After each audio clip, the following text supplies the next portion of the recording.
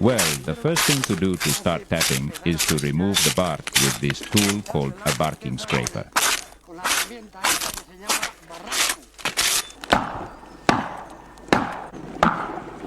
Now the tin apron is placed to collect the resin. We drive the nail to hold the collection pot.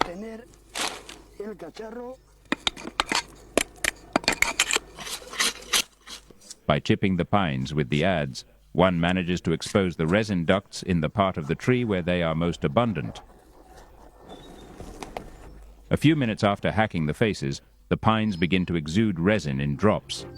Resin tapping had to be done from the bottom up and had to follow certain rules established by the administration, according to the size and age of the pines. The higher up it goes, the more it produces.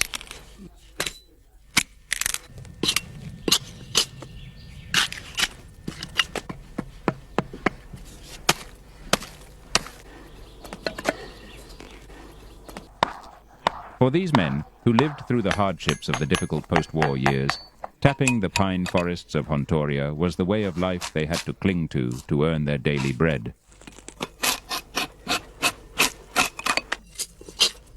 The pine is chipped every 6 days, depending on the weather. And after chipping it 3 or 4 times, which is 18 or 24 days, the resin is gathered because the pots are usually full or half full, depending on the quality of the pine.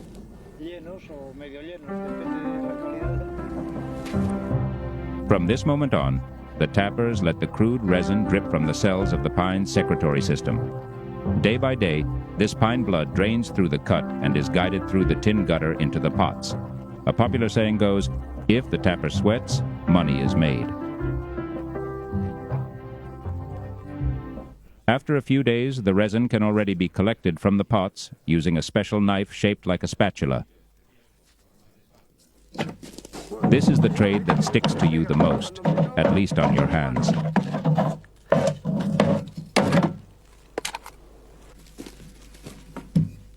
This operation of emptying the containers is carried out every 15 days, depending on the production frequency of the pines.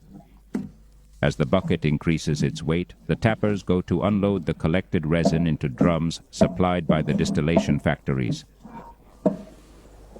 Before metal drums were used, the resin was stored and transported in wooden vats with a 200-kilo capacity. In some factories, they had staff coopers who worked continuously on the construction and repair of vats. The drums are hermetically sealed, and care must be taken that the caps remain closed to prevent the turpentine from oxidizing and the rosin from becoming dark and opaque. The resin drums have arrived at the factory. First, they must be weighed, and the kilos brought by each tapper recorded, to settle payment according to the amount delivered. Since the resin is very thick, to release it from the container, one has to apply hot steam jets inside the drums until it is diluted. To apply hot steam jets inside the drums until it is diluted. In a liquid state, the resin falls into the tank. Just as it arrived from the forest, it contains impurities like bark debris, pine needles, sand, and rainwater. Next, the resin passes to the tank called the preparatory, where it is subjected to a temperature of 100 to 110 degrees. There, it is stored overnight so that the floating solid matters can be removed. Then it passes to the decanter, where it goes through a filter that separates the solid matters it may still contain. Resin cleaned of impurities is then called crude turpentine and is stored for about 12 hours before going to the still. The turpentine is subjected in the still to a certain temperature for the distillation process to occur. Upon exceeding the boiling point, volatile essences and water evaporate and travel through a coil-shaped pipe surrounded by a stream of cold water.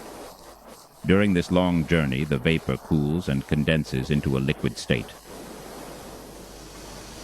The resulting liquid is a mixture of water and spirits of turpentine poured into a vessel called a Florentine receiver.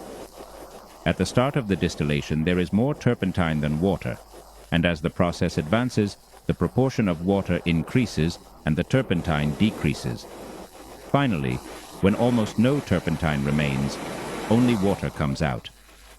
The Florentine receiver's function is to separate the distilled essence from the water that has passed with it. Since turpentine weighs less than water, meaning it has lower density, it stays on top and is transported to special storage tanks.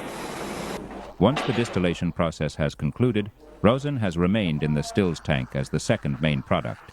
When extracted while still hot and liquid, the rosin passes through a very fine filter that catches small impurities.